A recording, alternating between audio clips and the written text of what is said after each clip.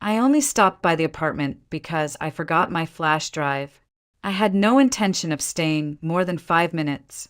But the moment I turned the key and stepped inside, something felt off. It was quiet, too quiet. And then I heard his voice coming from the bedroom. At first, I thought he was on a work call. But then I heard her voice, a woman's voice, soft, familiar, and far too intimate for someone he'd call a colleague. That was the moment I knew something was wrong. But back then, just hours earlier, I was still the woman who would have fought anyone who dared to question my husband's loyalty. That morning had started like so many others. The sun was pouring through our kitchen window, catching on the floating specks of dust in the air. Our apartment in Chicago was small but warm, filled with quiet little details we'd picked together over 3 years of marriage. I was rushing, of course, stirring my coffee with one hand, shuffling through my work bag with the other. My final presentation was in less than 2 hours, and if I nailed it, I was going to be promoted to director of PR for my firm. "Ryan," I called out as I slipped into my blazer. "Have you seen my flash drive? The blue one."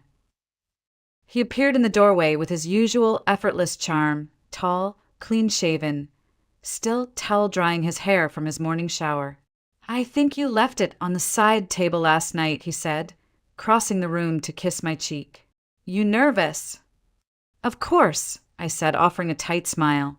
"If I can't convince the board today, someone else will take the job." "You'll crush it," he said, taking a sip of his coffee. "Besides, once my deal with the French clients goes through, we'll finally be able to take that ski trip you keep dreaming about. The Alps. Remember?" I smiled again, but something inside me tensed. Ryan had a way of always bringing things back to himself. My promotion had somehow turned into a footnote to his vacation plans. The phone rang just then. I almost didn't answer. My hands were full and I was already late. But when I saw the name flash on the screen, Janet Thompson, I paused. Ryan's mother's neighbor. She never called me directly. "Hi, Janet," I said, glancing at Ryan, who looked up, surprised. "Claire," she said gently, "I'm sorry to be the one to tell you this, but your mother-in-law, Margaret, she's had a stroke. The ambulance just took her to Ashwood General Hospital. She's stable but critical." The world around me tilted slightly. I handed Ryan the phone wordlessly. His face shifted from confusion to alarm to something I couldn't quite name. Panic? Or guilt? "I have to go," he said after the call. "But my investors are flying in this afternoon. I can't cancel on them, Claire. Not now." I stared at him. His mother was in the hospital, and he was thinking about investors. "I'll go," I said quietly. "She needs someone with her. I'll call Emily and have her take over my presentation." Ryan exhaled with visible relief. "Too quickly. Are you sure? This could cost you the promotion." I nodded, though my throat tightened. "Family comes first, right?" He wrapped his arms around me, burying his face in my hair. "I don't deserve you," he whispered. I left that afternoon on the 2:40 train to Ashwood, suitcase in hand and a gnawing feeling in my chest that I couldn't quite explain. At the time, I thought it was just worry for Margaret. I had no idea I was walking into the first step of unraveling my entire marriage. Ashwood was colder than I remembered. The kind of small town where everything feels like it's been paused in time. Rows of modest houses, cracked sidewalks, a pharmacy that still handwrites its signs. The cab driver dropped me off outside Margaret's duplex just before sunset. Janet was already waiting at the gate, holding a pale green umbrella and a worried expression. "You must be Claire," she said, offering a firm but kind handshake. "We spoke on the phone." I nodded. "Thank you for everything. I wasn't expecting this." "None of us were," she replied softly. "Margaret's at Ashwood General. I'll take you in the morning. You should rest tonight." Inside the house, everything smelled like lavender and old books. Margaret had always kept her place pristine. A widow for over a decade, She turned her home into a little shrine of order. Lace curtains, tea sets, framed photos of Ryan at every age. None of me, just him. Janet helped me settle in and left me with a thermos of herbal tea and a blanket. I stood alone in the guest room, watching the rain tap against the window. It was strange, being in this house without Ryan, caring for a woman who'd never truly accepted me, in a town that had always felt like it belonged to someone else's past. The next morning, the hospital's corridors smelled like antiseptic and resignation. Machines beeped faintly behind closed curtains. Margaret was in a private room at the end of the hall. She looked small, pale, tubes running from her arms, her left side nearly motionless. When I entered, she turned her head slightly and smiled. "You came?" she whispered, the words thick and slow. I forced a smile, stepping closer. "Of course. Ryan had to stay back. Work. But I'll be here, as long as you need." Her eyes welled with tears. Whether from gratitude or exhaustion, I didn't know. Over the next 2 weeks, my days fell into a numbing rhythm. Early mornings at the hospital, rehab meetings, errands, cooking simple meals, folding laundry. Margaret slowly regained her speech, though the left side of her body remained weak. The doctors said recovery would take months, maybe longer. Every night, Ryan called. He asked about his mother, never about me. He told me how the French deal was progressing, how the client was demanding, how proud he was of himself. He never once asked if I was sleeping, eating, coping. I told myself it didn't matter. "You're a good woman," Janet said one evening as we folded towels together. Too good, maybe. Ryan's lucky. I offered a polite laugh, but something twisted inside me. Lucky? Ryan hadn't even shown up. "He's busy," I said quietly. "Important project." Janet's face softened with a look I couldn't read. Part pity, part something else. That boy's been getting away with everything since he was in diapers. Margaret never said no to him, gave him everything. The rest of us watched and shook our heads. But she always believed he was destined for more. I didn't reply. I couldn't. Later that night, I sat on the edge of the guest bed, scrolling mindlessly through my phone. I wasn't looking for anything, just distraction. A break from the loop of hospital smells and polite nods and Ryan's endless voicemails. That's when I saw it. A photo posted by an old college friend, tagged at a trendy restaurant in downtown Chicago. The kind of place Ryan always said was too loud for him. But in the background, behind a sleek glass of red wine, was him, Ryan, laughing, leaning in close to a young woman with long blonde hair, her hand on his arm, their heads nearly touching. My breath caught. My fingers froze. No, it couldn't be, but it was. I stared at the photo, willing it to be a mistake. Maybe it wasn't him. Maybe it was just someone who looked like Ryan. Same build, same jawline, same annoyingly perfect posture. But the more I looked, the more my stomach tightened. His watch, the dimple in his left cheek, the cufflinks I gave him for our anniversary. It was him, no question. The woman next to him was young, maybe mid-20s. She leaned into him the way someone leans into someone familiar. Intimate, comfortable, not business. I zoomed in. Her fingers rested lightly on his forearm. Her nails painted a soft blush pink. His mouth was half open, like he was whispering something in her ear. She laughed. Her head tilted just slightly, and I felt a sharp stab of something I couldn't quite name. It wasn't jealousy. It wasn't even rage. It was worse. It was confirmation. He wasn't here because of work. He hadn't come because he didn't want to. I didn't sleep that night. I told Janet I was going back to Chicago for a day to grab some things. She didn't ask questions, just nodded and offered to bring Margaret some soup while I was gone. By the time I stepped off the train the next morning, I had a plan. Or at least I thought I did. I'd come home, quietly. I'd see him, ask some questions, give him a chance to tell the truth. Maybe in some twisted part of me, I wanted to be wrong. The apartment was spotless. Too spotless. The kind of clean that smells like citrus wipes in panic. On the coffee table was a vase of fresh lilies. I hadn't bought flowers in weeks. There were throw pillows on the couch I didn't recognize, bright geometric patterns that clashed with everything else, and 2 mugs in the sink, one with a lipstick stain, pale pink. I felt the calm wash over me, not real calm, but that numb, focused quiet that comes right before a storm. I set my bag down, walked into the kitchen, and spotted 2 plates drying in the rack. Both used, both recent. He was home. I could hear the shower running. I sat at the table and waited. When Ryan came out 10 minutes later, his hair was damp, his face clean-shaven. He wore sweatpants and a fitted t-shirt like it was any other Saturday.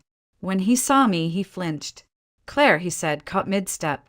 "I didn't expect you until this afternoon." "I took the early train," I said evenly. "Margaret needed some things. I thought I'd pick them up." He nodded slowly, watching me like a man, trying to calculate how much I knew. "I grabbed some medicine for your cold," I added, gesturing to the bag I'd placed on the counter. "Though it doesn't look like you're that sick." He offered a weak smile. Must have been a 24-hour bug. I moved into the kitchen, noting the 2 mugs again. "Did you have someone over?" Ryan hesitated. "A colleague. We're working on the pitch for the French clients." She dropped off some notes. I turned slowly. "She wears lipstick." He blinked. "I guess. Didn't notice." "Her name?" "Samantha. From marketing." There it was. The lie delivered too fast. I didn't respond. Instead, I walked past him, straight into the bedroom. The bed was made, but on the nightstand, a bottle of unfamiliar perfume and a gold hair clip, glittering with fake stones. Tacky. Young. Not mine. I opened the closet. A few new blouses. A dress I didn't recognize. And in the drawer, lace underwear that definitely wasn't mine. That's when I heard it. Voices from the hallway. Ryan. And her. "I told you not to come today," he hissed. "She's home." "I forgot something," she replied, her voice sharp. How was I supposed to know she'd show up unannounced? "You said she'd be back in the afternoon." "Well, clearly she's not." There was a pause. Then she added, "I'm tired of this, Ryan. Of sneaking around. I'm pregnant." Everything inside me stopped. I stood frozen in the hallway, pressed against the wall as if somehow that would make me invisible. My ears rang. Her words kept echoing. "I'm pregnant." Ryan didn't respond immediately. I could hear him shifting, his voice low and tense. "Christina," he hissed, "not now." "You think I'm just going to disappear until it's convenient for you?" she snapped back. "You told me she'd be out of town for weeks. You said you were going to tell her." "I will," he muttered. "I just need time." My hands were shaking. I backed away from the door, trying to breathe. My heart was pounding so loudly I could barely hear anything else. I wasn't sure what scared me more, the betrayal or the way he talked about me, like I was an obstacle, a scheduling issue. I returned to the kitchen, sat down, and waited. I didn't want to hide anymore. I wanted him to see me. I wanted him to know I heard everything. The front door opened moments later. Ryan stepped in, closing it carefully behind him. He looked like a man walking into a courtroom, not a home. "She's gone," he said softly, not meeting my eyes. "I know," I said. He froze. "I heard everything, Ryan. The hallway isn't soundproof." His face tightened. He sat across from me, eyes flickering with calculation. "Claire, I was going to tell you. Don't." I cut him off. "Don't lie. Don't insult me any more than you already have." He swallowed hard. "It's complicated." "No, it's really not," I said. "You cheated on me. You brought her here, into our home, into our bed, and now she's pregnant." He looked down, his hands clasped. "You don't understand. I've been under pressure. With Mom, with work, you left. I was alone. I blinked. I left to take care of your dying mother. He flinched. I gave up the most important presentation of my career to be there for her. For you. And you. You were here playing house with someone barely out of college. I didn't plan for this to happen, he said quickly. It just did. I stared at him. Did she know you were married? She knew, he said, but she thought things were ending between us. Were they? I asked, my voice calm now. Were you planning to end things, Ryan? Or were you just hoping I'd keep playing nurse while you sorted out your little double life? He looked cornered, angry. It's not that simple. It is.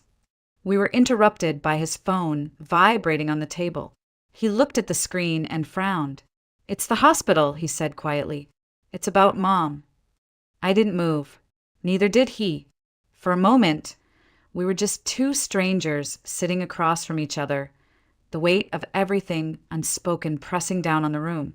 He answered the call, and his expression changed instantly. What? When? A pause. Yes, of course. I'll be there. He hung up, pale. It's Mom. She's had a second stroke. They say it's worse this time. I stood numb. Then we should go. I'll drive, he said, already grabbing his keys. But as we stepped into the elevator, he turned to me and said, I don't need you turning this into a scene, Claire. Not now. I looked at him and saw, for the first time, exactly who he was, not a husband in crisis, but a man scrambling to protect an image he thought he still had control over. I'm not the one who created a scene, I said. I just finally stepped into it. We didn't speak again for the rest of the ride. Ashwood smelled like rain when we arrived, the kind that settles into the pavement and lingers in your clothes. Ryan didn't speak during the drive. His fingers clenched the steering wheel, his eyes fixed on the road like he could outrun what was waiting on the other end. We reached the hospital just after midnight. The lobby was dim, the fluorescent lights flickering overhead. Janet was in the waiting area, her hands wrapped around a styrofoam cup of vending machine coffee. She's stable, she said softly, standing up. But they say the second stroke was worse. Ryan asked a few questions, but it was clear Janet was speaking mostly to me. She's conscious, barely. They're keeping her under observation, but she asked for you, Claire. For me? I said, startled. Janet nodded. She said, Tell Claire I need to see her first. Ryan looked offended. She's my mother. Janet raised an eyebrow. And yet she asked for your wife. A nurse led me down the corridor, past a row of identical doors, until we reached the end of the hall. The room was quiet, save for the rhythmic beeping of machines and the gentle hiss of oxygen. Margaret lay still, her skin pale, eyes half-lidded.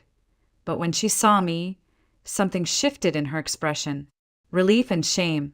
I walked in slowly, sitting by her side. Her hand twitched, and I reached out to hold it. She looked at me, eyes swimming with emotion. You saw him, she whispered, her voice hoarse and uneven. I nodded. You know. I do. Tears welled in her eyes.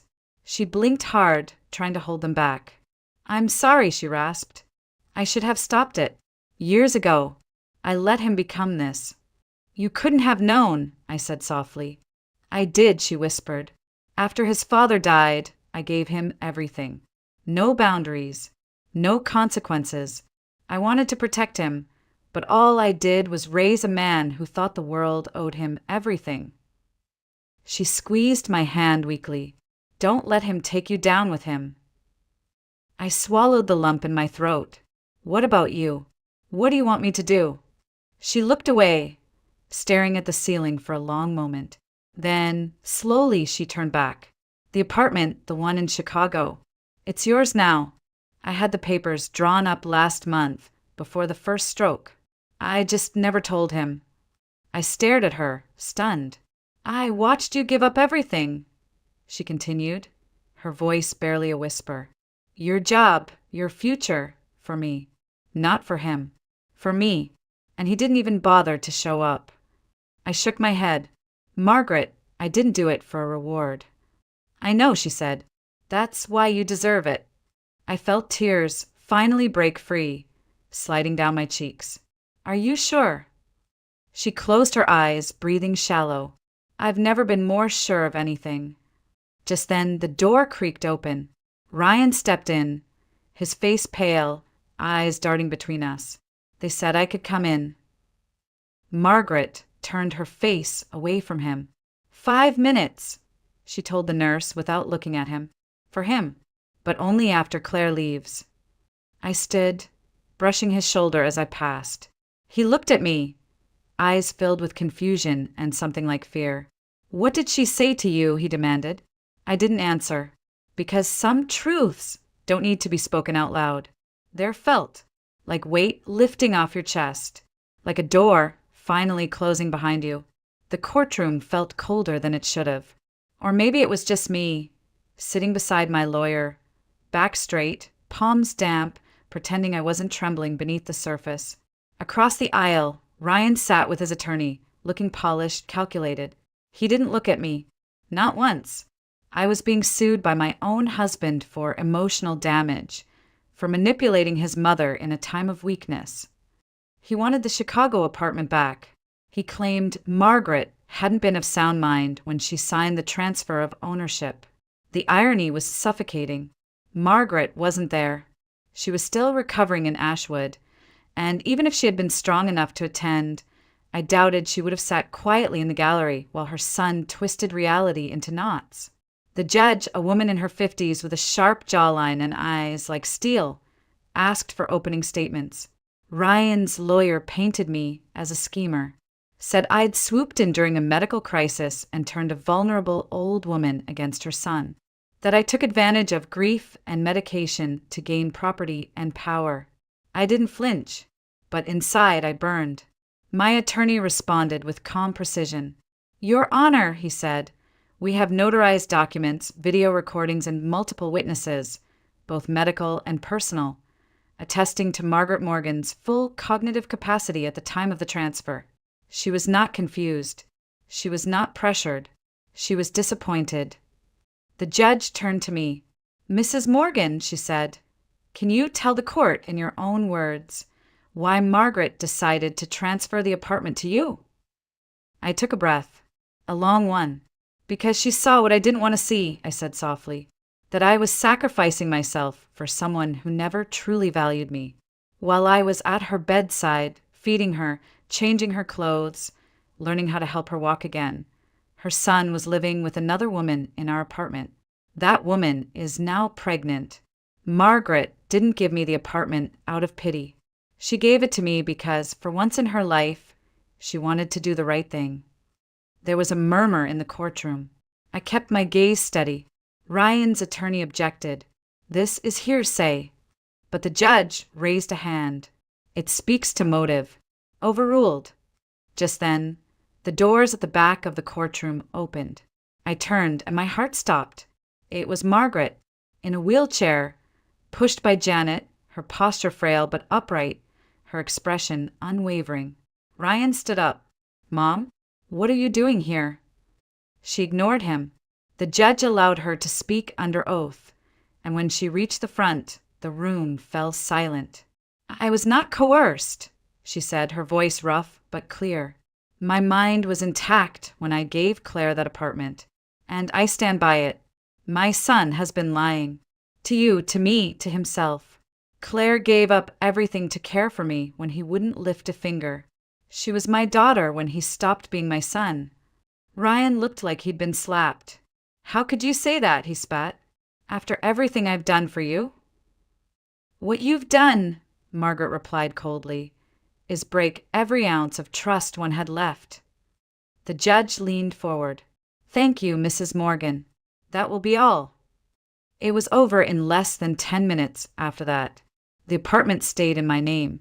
The counterclaim was dismissed with prejudice. Ryan's face twisted, and for the first time in years, I saw him without his mask. He wasn't angry. He was exposed. He followed me out into the corridor. You planned all this, he hissed. You turned my own mother against me. I looked him dead in the eye. No, Ryan. You did that all by yourself. And I walked away, free. I didn't know how to start over. I just knew I had to. The apartment, the one Margaret gave me, felt too heavy with memories. Every corner still echoed with versions of myself I didn't want to revisit. So I packed a small suitcase, left the keys on the counter, and moved into a short-term rental near the lake. That's where Michael found me again. We'd only exchanged a few words before. He was the neighbor who'd helped me with my suitcase the day I left Ryan. Back then, he offered quiet kindness, the kind that didn't ask questions. But now, his name showed up in my inbox. Michael Carter, Crescent Media Group. He'd seen my resume online, said there was a new opening in PR at his company, and asked if I'd like to come in for an interview. At first, I thought it was pity. Then I realized it wasn't. It was respect. Your work for Technostar was solid, he said during the interview. We need someone who knows how to build trust back into a broken brand. Trust. That word hung in the air between us. I got the job. Michael never brought up my past. Not once. But over time, I found myself telling him anyway. Not because I needed to explain myself, but because I wanted someone to know me beyond the damage. He listened, really listened, and he never flinched. He had his own scars too. A widower. His daughter, Sophie, was 6. Bright, curious, always asking questions I didn't know how to answer. Are you sad? She asked me one day while we were having ice cream in the park. I hesitated. Sometimes. But I'm getting better. She nodded thoughtfully. My dad gets sad too. But when he cooks spaghetti, he smiles again. Maybe spaghetti is the cure. Maybe it was. Or maybe it was the way she leaned against him at bedtime, or the way he looked at her like she was the one holding his world together. Over time, dinners turned into weekends. Weekends into school runs. I found myself at their kitchen table helping with homework, watching movies on rainy nights, learning to breathe again. And Michael never pushed. He didn't need grand gestures. Just a cup of coffee waiting for me in the morning, a steady hand when I needed to cry, a laugh shared over something small and silly. One night, months after the court ruling, we stood on the balcony of his apartment watching the city lights shimmer across the lake. Sophie had fallen asleep with her favorite storybook still clutched in her hands. I never thought I'd have this again, I whispered. Michael turned to me, his voice quiet. Neither did I. There was a pause, then he reached into his pocket and pulled out a small box. It's not an engagement ring, he said quickly, almost shy. Just a promise that if you ever want a new beginning, I'll be there. Inside was a delicate silver ring with a tiny sapphire set in the center. Simple, honest. It didn't sparkle like the one Ryan gave me years ago, but it felt real, unshakable. I didn't cry. I smiled. And for the first time in what felt like forever, it wasn't forced. I'm ready, I said. Let's build something new. I thought I was done with Ryan. I had my own place now, a job I loved, people who made my life feel warm and solid again. Margaret was recovering steadily in Ashwood. Sophie was teaching me how to braid hair and draw unicorns. Michael, steady, kind Michael, was the first man I didn't feel the need to hide my fears from. But Ryan wasn't finished with me. It started with emails, then texts. We need to talk. You ruined everything. I want what's mine back. I ignored them for weeks. Then one afternoon, as I was leaving work, I saw him standing outside the building. Same suit, same forced smile, but something in his eyes had changed. Something colder, more desperate. You work for Carter now, he spat, stepping in front of me. Seriously? You think that's not a slap in the face? I didn't flinch. I don't owe you anything, Ryan. Not a conversation. Not an explanation. You turned my mother against me, he hissed. You took everything. No, I said calmly. You lost everything. All I did was stop protecting you from yourself. He grabbed my arm. Hard. Before I could say a word, a voice cut through the tension like a blade. Let her go. Michael. He stepped forward, his presence quiet but firm. Ryan hesitated, then let go, backing away like a cornered animal. "You think you've won," he growled. "She's damaged. She'll never be enough." Michael didn't respond. He didn't have to. His hand found mine, and without another word, we walked away together. That night, I sat on the couch with Sophie curled against me, telling me about her day. She didn't ask about the man at my office. She just said, "You seem a little quieter than usual. Want some of my cookie?" I kissed the top of her head. "Yeah, I think I do." Weeks passed, then months. Ryan eventually stopped calling. Margaret sent a letter. Handwritten, shaky but powerful. "Thank you for letting me see the truth. You were never the problem, Claire. You were the mirror."